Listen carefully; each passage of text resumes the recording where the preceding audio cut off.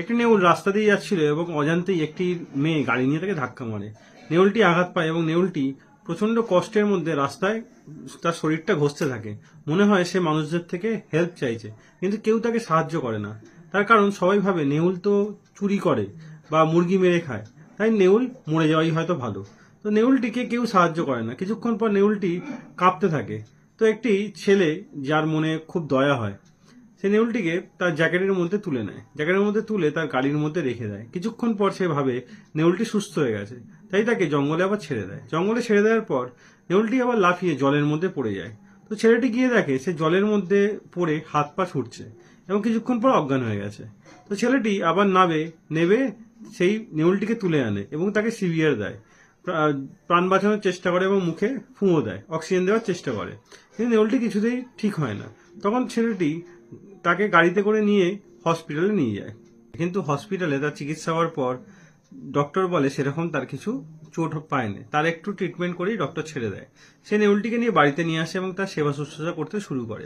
কিছুদিনের মধ্যে নেউলটা সুস্থ হয়ে যায়। নেউলটা সুস্থ হয়ে যাওয়ার পর কিন্তু নেউলটা তাও একটু ভয়ে ভয়ে থাকে।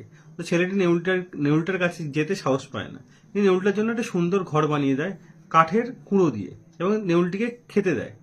তো দুধ দেয় এবং তার বিড়ালের খাবার দেয়। তো নেউলটি এবং একটু ঘরও বানিয়ে দেয় কাঠের কুঁড়ো দিয়ে। তার জন্য একটি নেটের জালও কেনে। তো সেখানে তাকে মাংসের টুকরো দেওয়া হয়, সে মাংসের টুকরো খুব আরামসে খায়। খাওয়ার পর সে তখনও সেই পরিবেশের সঙ্গে নিজেকে মানিয়ে নিতে পারেনি।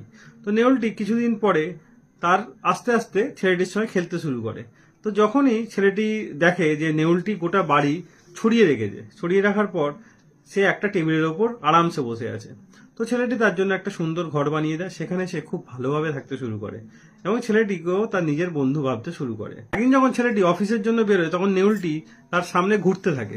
সে বুঝতে পারে না নেউলটি কেন বারবার ঘুরছে। সে তাও গাড়ি নিয়ে বেরোয়, কিন্তু নেউলটি তাও ঘুরতে থাকে, রাস্তার মধ্যে এসে ঘুরতে থাকে। নেউলটি তাকে কিছুতেই সেখান থেকে যেতে দেয় না। এটা দেখে সে অশুভ মনে করে সে আর সেখান থেকে যায় না। পরবর্তী ক্ষেত্রে দেখা যায় সেখানে ধস নামার কারণে প্রচুর লোক মারা যায়। তো ছেলেটি ভাবে নেউলটির জন্যই তার প্রাণ বেঁচে গেছে।